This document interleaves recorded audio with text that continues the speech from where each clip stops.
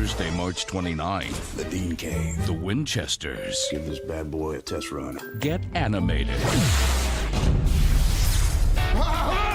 You're a cartoon! I'm a cartoon! We're not just mini cartoon. We're in Scooby Doo. That's the freaking Scooby Gang. Dibs on Daphne. Sounds like this could be the start of a mystery. Oh no! Jinkies! Son of a bitch. If that guy can die for real in this cartoon, that means we can too. Scooby Doo could die. And that's not happening. Not on my watch. Take a bullet for that dog. Scooby-Dooby-Doo, where are you? We got some work to do now. Scooby-Dooby-Doo.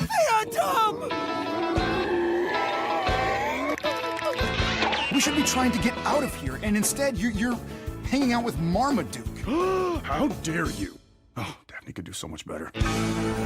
Supernatural, all new Thursday, March 29th on the CW.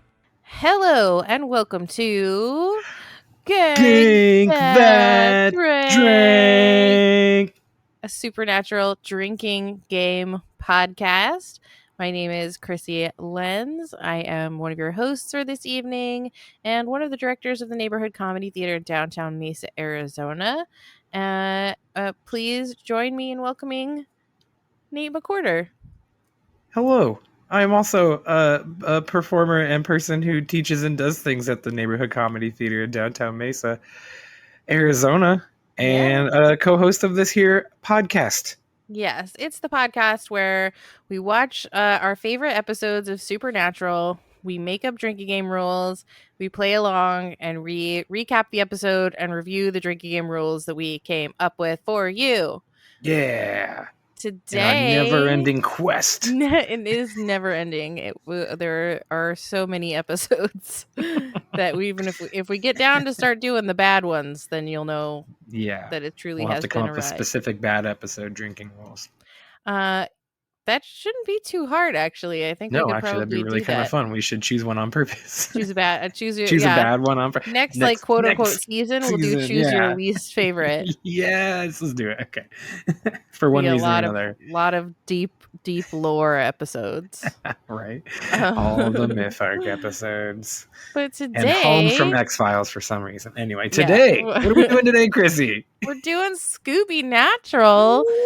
Your pick for a possible favorite. We're in this little stretch of episodes. I don't know if it'll end up being a season or not what. just mine, Krissy.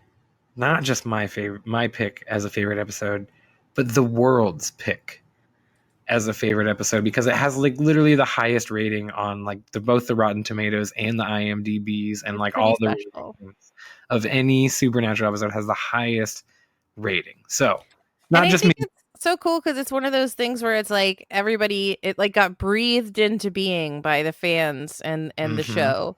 Wouldn't it be cool? Wouldn't it be cool? And then all of a sudden there was like, well, let's just fucking do it. Yeah. Let's put Sam and Dean into Scooby Doo world and see what hijinks ensue. And hijinks do. Yes, they do. And it is a perfect marriage of two different shows from two different eras. And I don't think anyone could have drawn up a match made more in heaven or hell or purgatory or alternate universes or anywhere. Yeah. As perfect as Scooby-Doo and Supernatural. For many obvious reasons, and the many reasons that I think they did a good job of exploring in the episode too. So, yeah. Yeah. Shall we get into the recap, or do you have any other preamble? No. Well, we should recap the drinking game rules. Oh, yes, of course. How could I forget? Yes, the drinking game rules. Are we going to let's just recap what they were? Do you want to say how many times they happened now? No, let's say that part at the end. Okay, we'll save that for the end. I've done the show before. Our first drinking game rule was, I believe I called it the Dean moment / face, or the Sammy scowl. Happens. You take a drink. Okay. Do you want to do the next one? It was Zaps and Zoinks. Zaps and Zoinks. 2 drinks for Zaps. Anytime Zaps are happening. Anytime Dean takes a dig at Fred or hits on Daphne. Now that was the heavy hitter of the episode. That is the heavy hitter of the episode. Take a drink for snacks. Delicious snacks. Snacking. Simultaneous exclamations or like catchphrases. I think I also included in there. Oh, okay. I didn't. I just counted simultaneous exclaims. That's a good one. I think I maybe added catchphrases is written in a different colored pen. So my guess is during the episode, I maybe created a rule. The catchphrases should be a rule. Excellent. Next up was Velma flirts and calls Sam a big lug. Uh-huh. Yeah. And I also had like a second little note of like tries to like, do the Velma thing and like, create reason, like bring reason and logic into stuff. If you're so frightened, that only happens a couple of times. Most of the time it's compared to Sam's shoulders. Ghost. Now, I was unclear on that one when I was watching. I was like, is it when the ghost appears or just when they say ghost? I only have it down twice, so my guess is the spoilers. I only have it down as twice, so my guess is when they say ghost is what I played. Okay, I had two ghosts, but I counted all the times that the ghost appears. All the times the ghost appears, yeah. So I think we're just playing the ghosts, and maybe you can do like a 2 drinks for that since it only happens twice. Spoilers. Well, I counted 33 drinks total and 3 shots, so I think that's close to what I have. You can adjust these rules, of course. I think for once we're actually like almost spot on. Oh, really? I'm looking at my tallies. Miss so many.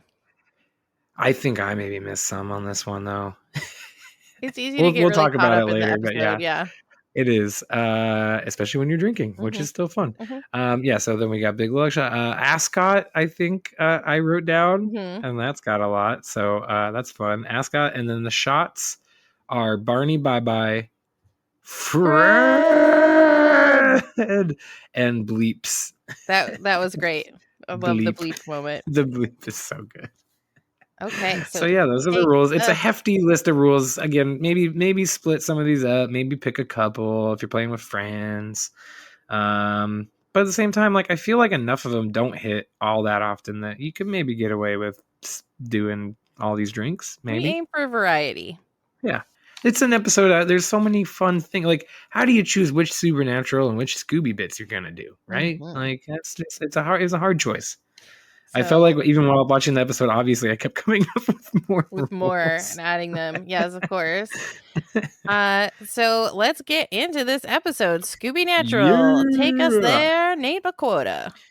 All right, we open with Sam and Dean mid-fight. They're duking it out with this giant green stuffed dinosaur. It's stuffed. Yeah, it's stuffed. It's alive. They end up getting it all blown up, and everything seems to be okay. They help out this little he's like a thrift shop owner, right? Pawn shop. It seems like a pawn shop, yeah. Yeah, it seems like a pawn shop in Main Street, US. I actually think they do say which town, and I did not write it down. Notice. I usually like to do that, but it seems like it's not in when they do the wide establishing shot, it seems like it's in kind of a bigger city, not necessarily like Main Street of small town. Anyway, unimportant details.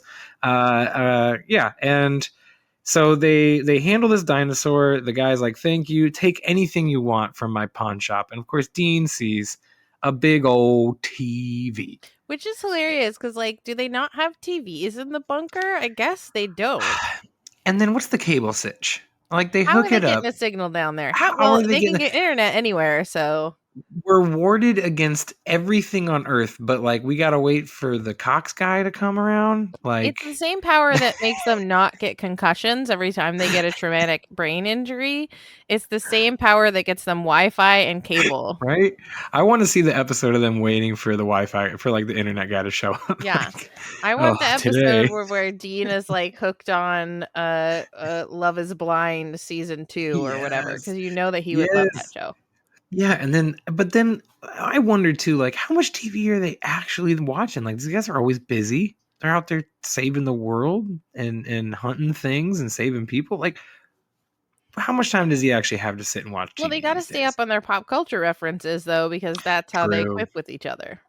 True. Is this the episode we get a Frozen reference? Or was that a previous episode I'm thinking of? Anyway.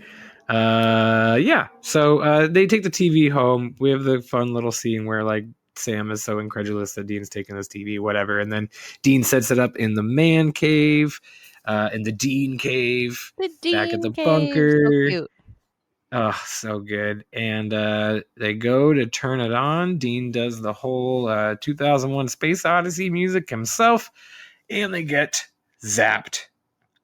Zaps happen. Zap. And sucked into the TV. Mm-hmm. The boys look around. They realize they're both two-dimensional. They're both cartoons. And then they look and they see Baby all shining and shimmering. And Which is lucky Dean's for like, them that they got Baby in this universe. right. It's almost as if someone's been writing and doing... Anyway, we won't get too much into that. Everything is so explainable in this universe when you end it the way you do. Anyway, sorry, getting off track. Just convenient, yes, that the car is there. It is one thing that you're like, really? Baby's just there. He had the keys in his pocket. And yeah, so they get in, the boys ride. We get some cool like guitar riffs as they go. They pull up to what else but a malt shop. Of course. And like, how is that not yeah, anyway, it's so interesting. I like the choice of like that they're to put the gang at the malt shop and that's where the brothers meet them.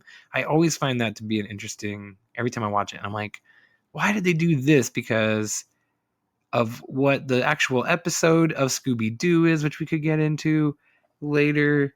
It makes me think of like a Dungeons and Dragons because that's what always happens at the beginning of the adventure is you start out in the town like watering hole. Mm-hmm. And that's where you meet the people who like kick you off onto your adventure. Yeah, exactly.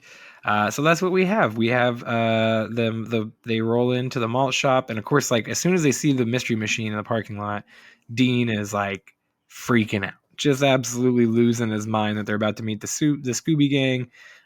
They get into the malt shop and like just very awkwardly shove their way over to their booth. Mm-hmm. And of course, the gang is about to get a mystery. Yay! They're about to get a mystery because Scooby's been named in a will of some old Colonel Sanders. Oh, I love how excited that Dean is to be in this world, but I also love how Sam, like, when he points out, like, Dean, there are no words in this newspaper. It's like, oh, I was suspending my disbelief that Sam would be able to read the newspaper. But no, there really truly are no words in the newspaper. Yes. Hilarious. And I love that Sam is such a skeptic and Dean is so enthusiastic. Yes. And that's a perfect, I love that mechanism. They use the whole episode. It's great. It's wonderful. It allows for so many things for like Sam when it comes down to like solving the actual mystery, gets to have his great moments while Dean gets to just kind of be his like childish self. And it's perfect. It's absolutely perfect. It's incredible writing. So they get sucked in. I think this is then after they leave them. With the classic scene of them like, okay, we're going to go off and help you solve this mystery, which the Scooby Gang is a little like, and then they're like, okay, whatever, cool. We'll take the help. They're real yes-anders. And I love the explainer too that like wherever town they went to, Scooby Doo was on the TV. Really like hooks you in. Yeah, then that justification for Dean of like, I love Scooby Doo. Yes, everywhere we went, Scooby was always there. Yeah. So probably one of my favorite scenes is the drag race. It's the mystery machine versus Baby. And great job of the writers of the show to like be humble and like say, absolutely, Baby gets waxed, gets absolutely crushed by the mystery machine, and not try to like pump up your own show. Cause it was such a good moment. And then we get is this the Fred? This is Fred. Fred! Oh, wonderful. And then we get a little shadowy figure, which it turns out to be Castiel. Later on, who we will be revealed. The one thing about this scene, though, as much as I love the drag race, I just want to say, in the original Scooby Doo episode that this is based on, which is a night. Oh shoot, I had it written down. A night of fright is no. A fright delight. is no delight. There we go. A night of fright is no delight. The gang actually takes a boat because this mansion is on like an island. Love it. So, the whole driving the car to this episode is one thing. If you're If you've gone back and watched it, which I did in prep for this episode, as I went back and watched that episode of Scooby Doo. Too much preparation for this episode. Too much prep. Too much prep. It's a 22-minute cartoon. It was Oh. fine. It was good. It has. I was really glad I watched it because there are some differences that are really funny, but for the most part, ScoobyNatural sticks like to the episode. Yay. Obviously, Including without the trap that Fred sets later. the what? Trap. The trap. It is. Oh yes, no. It is like almost. It is very similar. It is like almost identical to the one in the episode. It's really good. Hilarious. Yeah. Yeah. So the gang gets to the mansion, and this is where we kind of get the plot of the original Scooby episode, where it is the family members of the long since or the recently deceased Colonel Sanders, Colonel Sanders. old Confederate Colonel Sanders. And there's, let's see, the names of the people. There's Cousin Simple is one of them. You have who again? See, I had this all written down. Cousin Simple. Something maldehyde. Oh, yeah. I think it's just Cousin Maldehyde. Yeah. And then one other person, but of course the guy that gathers in there is Cosgood Creeps, which is a wonderful name. And he basically, it's like very obvious. This guy's behind it all, like it is in every Scooby episode, right? And of course, I think even Dean has that moment. Like, turns out it's him. Yeah. And the whole plot is that the gang, everyone who has to stay in the house, it's the classic, like, whoever stays in the house all night gets the will. Which, like, I And want to one put that in thing- my will. And they have a great moment where Sam's like, that's not a real thing. No one does that. And Velma's like, people do it all the time. In our world, it happens all the time. You can't pass It's money down to someone without them spending 24 hours in your house. It's a wonderful community episode too. One of my favorite community episodes, which is the 8-bit episode. Well, there's actually two. Anyway, getting off topic. The house is haunted. Look, you all know where this is going. The house is haunted, and it's haunted by a ghost. And unlike in the original Scooby Doo episode, where it really is Cosgood Creeps, and his associate's name, I forget his first name, but his last name is Crawls. It's Creeps and Crawls. They're the ones behind it. I think that's the lawyer, or Cosgood Creeps is the lawyer, and then Crawls is the butler. Anyway, Right. yes, and so it's not them. It's actually some sort of ghost or something from the boys' world, from Supernatural world. It's actually something supernatural that is going on and is taking over this cartoon, because when we get to the first murder, which in Scooby episode is not a murder, is really just like a kidnapping. It's actually a murder. It's a and dummy like the body Scooby in gang, Scooby World, but in yes, their Scooby Natural, it's like really a mutilated, gross body. with blood and everything, and like Velma realizes it and like starts to kind of like freak out, and then Sam and Dean the whole time are trying to protect the gang's innocence. They're trying to say, like, don't tell them they're in a cartoon, don't tell them that this stuff is real, everything's got to be wires, everything's got to be, real estate developers Christmas and lights masks and string. Yeah, Christmas lights and string, right, and fishing line. That's what it all got to be. So they're really trying to protect their innocence. They're really trying to keep them unaware that they're in the show. And like, so many reasons the boys really need to just stop every once in a while and think, like, what's really going on? But they just get so excited. Well, and also they like he says, last time they were stuck in a TV show, they had to play their parts. Yes, they do. Yeah, Dean references changing channels and says, like, maybe we just need to play our part. So Sam, like, okay, goes along with it. While then Dean always hitting on Daphne, always digging at Fred. Velma's got the hots for Sam. Once this first murder happens, all of a sudden they realize they got to figure it out. So Fred, of course, suggests that everybody split up. Classic Fred. Classic Scooby Doo. Like, just so many good things. Yeah, it really And follows they split the episode trope bit by bit. Yeah. Yes, it does. Castiel joins at some point during all this. I think it's after the first body. Yeah, we see him come Or into the yeah. bunker with fruit from the tree of life and then get sucked Yes. into the TV. And he gets zapped in. So he kind of explains that to the boys once he gets there, and they're like, "It's Castiel." I also love the line. We solve mysteries. We don't have a talking dog. Castiel's kind of like a talking dog. Oh, great, wonderful. And of course, that's who. When they all split up, they split into the groups of Velma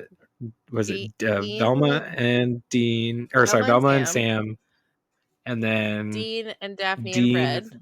And Daphne and Fred, and then of course Cass, Shaggy, and Scooby. And he has that great line, like yes, I once led armies of angels, and now I'm here with a dog and a Philistine. Yeah, it's great.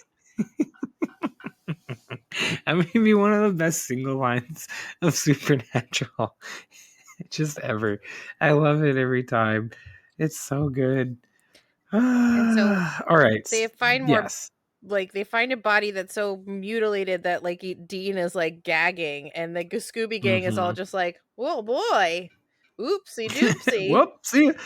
Do they just leave? Do they just always walk away from dead bodies? Yeah, it's like they're being protected by their innocence, and it's shielding them from like understanding the reality of what they're seeing. Yes, but it is starting to like slowly creep into them that maybe this is different. Yeah. Things are a little different because then we finally get like the real interactions with our Phantom, and they are very real. And all of a sudden, like they're running away.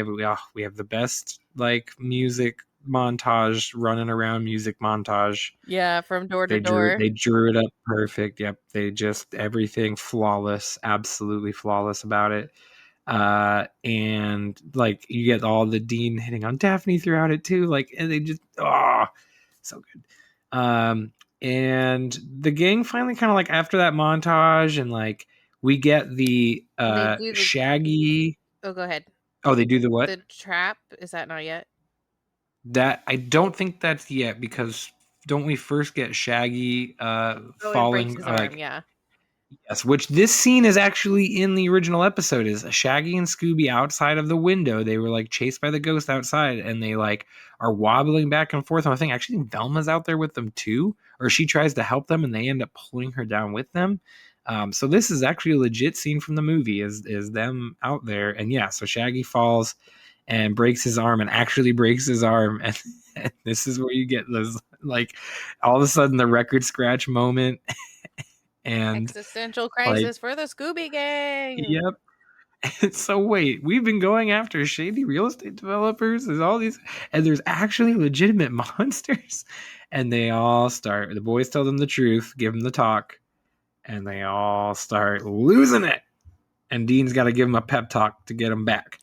And then they really jump in with both feet. Yes. And I love Daphne's line too, where she's like, "Wait a minute. If there's really ghosts, then that means there's an afterlife and there's a God. Am I going to hell?"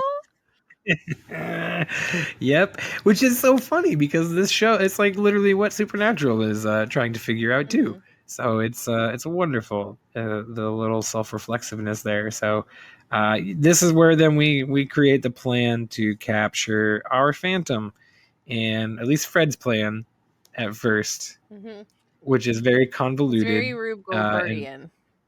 Yes. It all is very much relies on one thing happening before the next.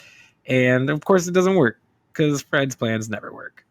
So Dean has a plan B, which involves getting the ghost down to the secret lair, which we didn't even talk about, but is like a thing. The one book that happens. Not painted into the background. Yep, the one book that's not painted in the background, which in the Scooby episode, it's not a bookcase deal. I think it's just like a trap door sort of thing. I forget. It's a different device that gets them down into the basement, which is actually where all the people are kept. All the kidnapped people are kept down in the basement in the Scooby episode. And this one, it's just like where the Phantom's hanging.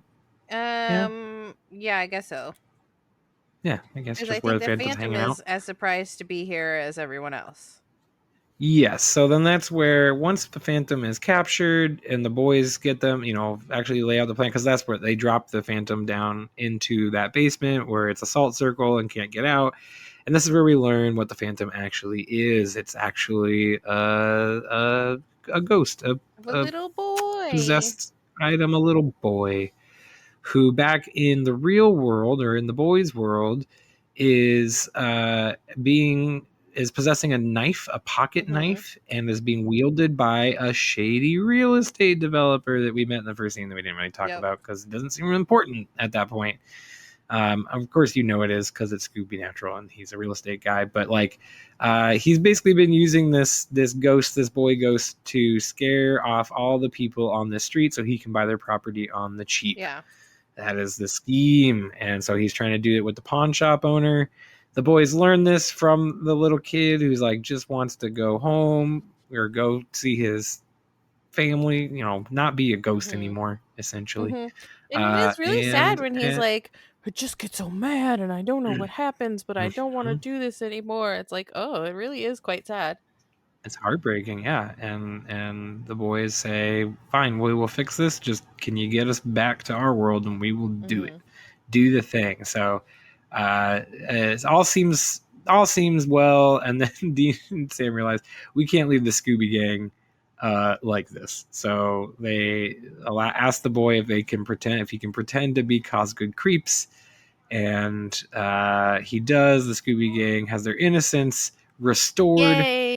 And woohoo! He's like, you're right. We get it was just mannequins and corn syrup. Yep, it's just Christmas lights and fishing line. That's all it was. And Shaggy's arm wasn't really broken. Cass heals it.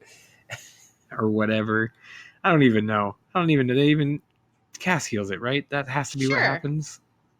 Yeah, sure, why not? Yeah, so the Scooby Gang is all good. Velma gets one last look and swoon with Sam and those shoulders. Jinkies. City. And then Dean has that gross line. Like, so many of Dean's lines to Daphne are gross, but after Velma goes to Smooch City with Sam, he's like, oh, I should have known Velma was good to go. It's always the quiet ones. And I'm like, Dean, you're so gross. Right? Yeah. But it is, at least they're staying true to the character and not changing them for the times. Because Dean would just keep saying that stuff probably. And all the Daphne lines are weird. Although I do love the line when he's like, hey, we should sleep bunk together, Daphne. Boys don't sleep with girls, silly. They're so cute. So the boys get back to their world and they go ahead and burn the pocket knife. They turn in the real estate developer for tax stuff and tell the pawn shop owner what's been going on. Yep. And all is well. And the best moment at the end, of course, is when the real estate developer says, and I would have got away with it too if it weren't for those meddling kids. He said the line. He said it. Scooby-Doo, who are you talking to? That part was so cute. He did such a good job. Yes, he did. So that's ScoobyNatural in the nuttest of shells. I love it. It's the best. It's a great episode. It's really fun. It's a perfect standalone. It's a perfect choice if you're like, we just are gonna pick out one random episode of Supernatural. I would put it in a top 10 list for sure. Top 3 for me. Like I don't know if there are two other episodes I could say with certainty are just this flawlessly executed and does justice to two shows. Like so often crossovers don't accomplish that. They just service one show or the other. They're either complete odes to whatever show they're crossing over, or they're they're super self-serving and here's how our show is better, or so I just think it's a real love letter to Scooby Doo.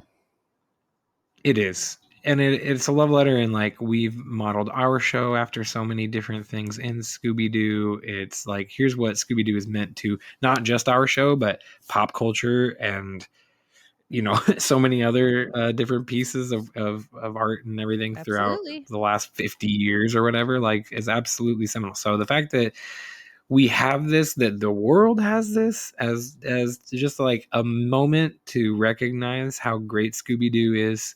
And I'm sure if you were to go back and watch every episode, you'd find some things that you probably wouldn't like, but Yeah, you definitely would. it's still so good. Still so, you definitely would. It was made in the 60s. You definitely would. Oh, we watched the Scooby movie, that 2002 Scooby movie, the live action one recently too. So it was kind of interesting getting to watch that within the same time period as well. Matthew Lillard, who plays Shaggy in that, also does the voice of Shaggy in this Scooby episode, of course. Because he's perfected it. Yeah, he's really good. It's, Casey Kasem is no longer around, so someone's got to do it. Matthew Lillard stepping up. And no Freddie Prinze Jr. or Buffy for the voices of Fred or Daphne, but Kate McCucci does the voice of Velma, who's obviously a wonderful comedian and musician. So yeah, I thought that was interesting. I did not realize, but then like playing it back in my head, I'm like, oh, it's definitely Kate McCucci's voice as well. Shoulders. So cute. Jinkies. So drinking counts. What did you get? Yes. Let's start. Should we start at the bottom and go to the top? Okay, let's do that. Ascot, I counted 3 because there's 3 like ascot pointing where they're really pointing at the ascot. Yeah, I have 6 marked down here. Okay. Yeah. So I don't know if I was like every time Dean said something about the ascot. Maybe I counted the time at the end where Dean's wearing the ascot. You counted that one. I think maybe he says like, I don't know, maybe, or I just counted too many times. I don't know. Who knows? But 6 is my count. The big lug or shoulders / flirting from Daphne. I think, man, I wrote so many tallies. I got 6. 1, 2, 3, 4, 5, 6, 7. I think I got 7. Well, we're not that far off. Yeah. 7. Perfect. All right, Gggggghost we already talked about. We each had 2. I had 2 where they say it, and then I counted 4 where they actually saw the ghost, where the real ghost actually appears, which is much be how I caught up to you on the ones where I missed out. Yeah. What did you have written down for simultaneous exclamations? 2? Okay. Yes. I had 2, and then I added 3 catchphrases. Because like there's a moment where they each get their catchphrase. Yeah. I think you get Zoinks, you get Jinkies, whatever Fred and Daphne say, like oh my or something. I forget, but yeah, you get those catchphrases, and then I think Velma says Jinkies again at the very end. Snacking. How much you get 3. for snacking? I got 3 too. Perfect. Cool. Dean takes a dig at Fred or hits on Daphne. How many did you get? 13. I only wrote down 8, so I probably for sure missed some. I got 8 hit on Daphne, 5 dig on Fred. I have 3 dig on Fred and 5 hit on Daphne, but again, I'm for sure I missed some. Yeah, I was really tuned into that one. Yeah, I bet. Zaps? I only got 1. You got 1. I think I'm counting 3 because when the boys go into the TV, when Cass goes into the TV, and then when they all go out of the TV. Yeah, you're right. Yeah. I always miss the outgoing. The out Zaps, just like in French Connection, the outgoing angels. That's what I missed every time. Angels, yeah. Dean moment or Sammy Scout. I had 5 Dean face moments and 8 Sammy Scout. And I didn't have anything for that because I wrote it down above the line I drew, so I completely forgot about that one. I didn't do it at all. Well, there you go. I had 5 like Dean, like just kind of like fanboy. I think I just mostly went with like fanboy moments, and I think maybe like at the beginning when he wants the TV, and then Sammy Scowl, which is like just could be the whole episode, frankly. Yeah. And then of course our shots, Barney bye bye. So when our fluffy dinosaur goes away at the end, Fred, which is kind of like still towards the beginning ish of the episode, but in the middle, and then the bleep. It's so funny. The bleep. He says like fucking A right or something to Fred, and it gets bleeped. Yeah. It was such a good moment, and it's like probably the best It's a moment. good Yeah. validation moment. Yeah. Yeah.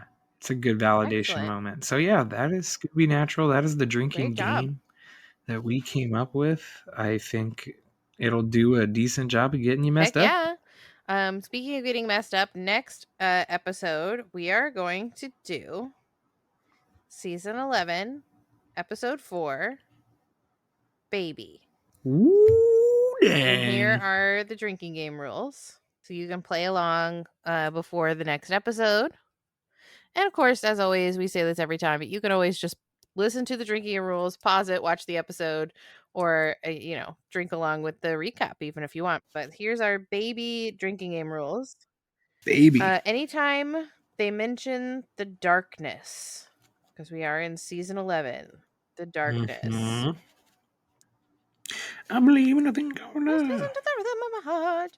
And Pop that's all we culture can sing because we don't have the references. rights. And as usual, double if Cass doesn't get it. Take a drink anytime we are inside of Baby alone, looking out at the world. So there's no one in Baby with us. Okay, there's no one in Baby. And we're just looking out at the world. I will do Baby solo shot. Take a drink anytime they mention a monster by name, which I'm putting together with anytime they mention a werepire, take a sip. So when they're like, oh, that time we fought that Wendigo, take a drink. But anytime they mention the werepires, take a sip. Okay. Take a drink whenever there's a traumatic brain injury, bringing that one back. I'm doing the Sammy rule. So anytime someone calls Sam by any name other than Sam, meaning Sammy or Samuel, you scream, Sammy! And take a big drink. And then our shot. If it's Samuel, do you just go Samuel and take a real really solemn sad sip? one? Yeah. And then there are 2 shots. One is when we're working on our night moves. Oh my god. That scene, I love it so much. And like anytime I hear that song, guys, all I think about is that scene and them in the car singing it. And then we can talk about what that song is when we get to it, because I have lots of thoughts about that song. I don't know what you're talking about at all. So it sounds great to me. And then the second shot is when since when has being dead ever stopped a Winchester? When that line happens, you take a shot. Okay. Well, and that is cool. That is today's episode of Gank That Drink. Thank you so much for listening. If you want to get some bonus content, get a little bit extra with Nate and Krissy and the Gank That Drink podcast, become a member and you get all the fun bonusy stuff. And where can people support Nate and Krissy in real life, Nate? They can support us at the Neighborhood Comedy Theater, which is located at 214 West Main Street in downtown Mesa, Arizona. Hey. Shows are on Fridays at 7:30 and Saturdays at 7:30 and 9:45. So when you're out there in the world saving people and hunting things, the family business, do keep your lessons learned in mind. What are they, Nate? Don't ever read newspaper without words. And That's the only never lesson trust you a real need from estate this developer. And never trust real estate developers. And be excellent to each other. And party on, dude. Party on, dudes.